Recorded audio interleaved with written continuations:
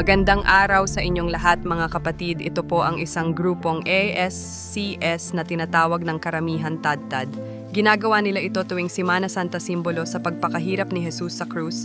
Ito po ang mga taong hindi basta-basta ang kanilang paniniwala ayon sa kanilang Diyos, sapagkat sino man ang naniniwala sa kanila ay mabibigyan ng panghabang buhay na protection sa pang-araw-araw na pamumuhay. Kung napapansin nyo sa video na ito ay may mga pula silang sinusuot.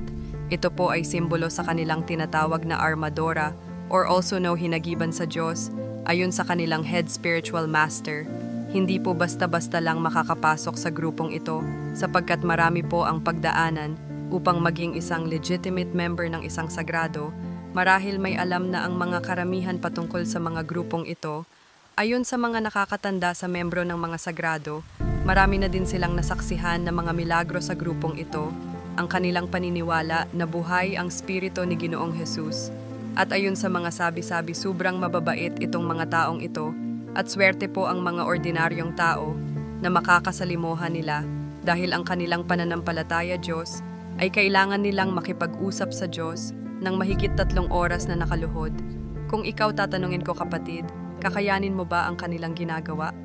Para sa kaligtasan sa bawang pamilya at maiwasan ang mga trahedya sa buhay? Comment lang sa comment section para karagdagan detalye.